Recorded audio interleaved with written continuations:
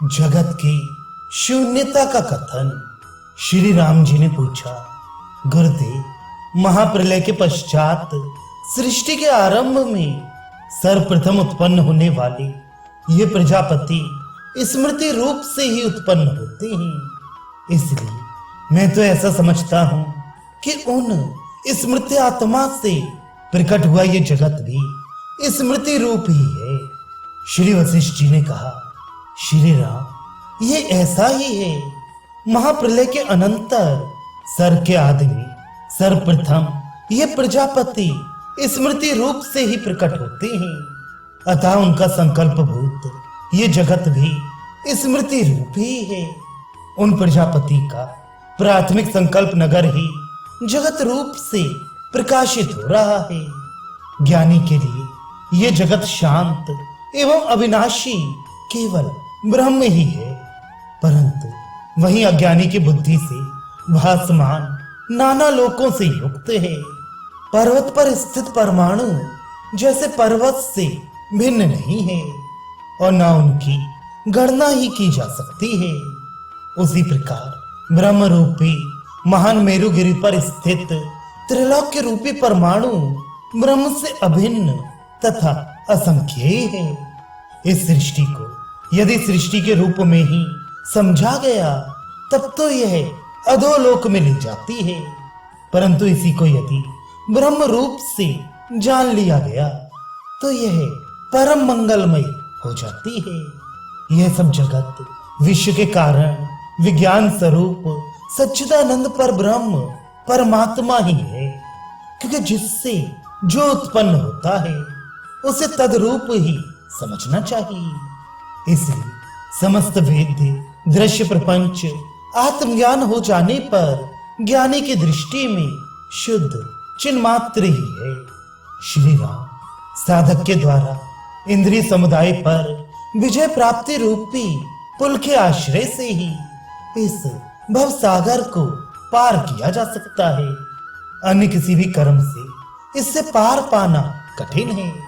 निरंतर शास्त्र अध्ययन और सत्संगति के अभ्यास से जो विवेक युक्त हो गया है वही इंद्रिय जयी होता है और उसी को इस दृश्य प्रपंच के अत्यंत अभाव का ज्ञान भी प्राप्त होता है।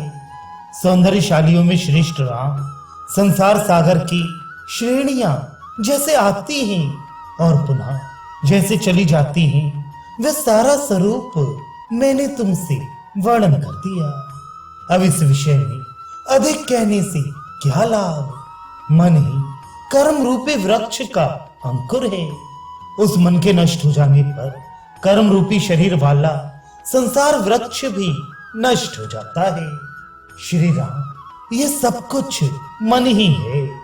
इस मन की चिकित्सा हो जाने पर जग जंजाल रूपी सारी व्याधियों की चिकित्सा हो जाती है। यह मन ही जब देहाकार का मनन करता है तब लोक में कर्म करने में समर्थ देह उत्पन्न होती है।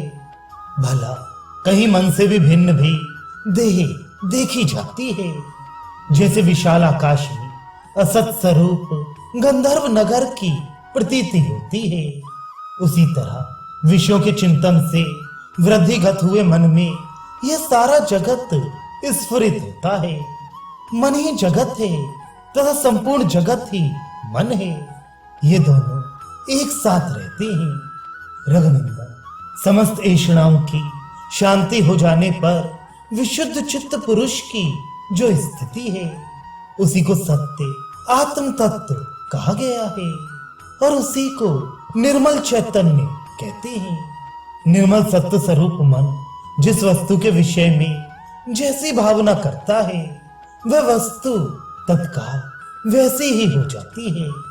जैसे इस समय जागृत अवस्था में हम लोगों को संसार का स्वयं ही प्रत्यक्ष भान होता है, उसी प्रकार स्वप्न और भ्रम आदि अवस्थाओं में सहस्त्रों संसार भी मिथ्या दृष्टिगोचर होते हैं। जैसे एक को दूसरे के स्वप्न और मनोरथ संबंधी नगरों के व्यवहार पृथक होने के कारण दिखाई नहीं देते, उसी प्रकार प्रत्येक व्यक्ति के ये संसार रूपी भ्रम पृथक पृथक होने के कारण एक दूसरे के दृष्टिगोचर नहीं होते। इसी प्रकार संकल्प रूपी आकाश में अनेक संसार रूपी नगरों के समुदाय हैं, परंतु वे ज्ञान दृष्टि के बिना मिथ्या प्रतीत नहीं होते। जैसे एकमात्र वसंत ऋतु का रस ही वन, लता और गुलम आदि के रूप में प्रकट होता है, उसी तरह एकमात्र परब्रह्म परमात्मा ही प्रत्येक व्यक्ति के लिए मिथ्या जगत रूप से प्रकट हुआ है। अपना ये संकल्प ही जगत के आकार में प्रतीत हो रहा है। यह बात अत्यंत परमार्थ दृष्टि से ही ज्ञात होती है।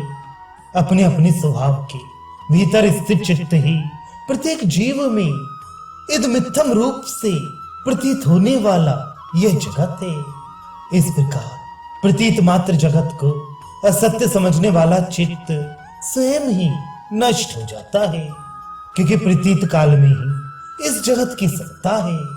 परमार्थ वस्तु अधिष्ठान रूप ब्रह्म का साक्षात्कार होने पर उसकी सत्ता नहीं रहती। चित्त की सत्ता ही जगत है और जगत की सत्ता ही चित्त है। एक के अभाव से दोनों का अभाव हो जाता है। ये इन दोनों का अभाव सत्य स्वरूप सच्चिदानंद घन परमात्म विषयक विचार करने से ही संभव है।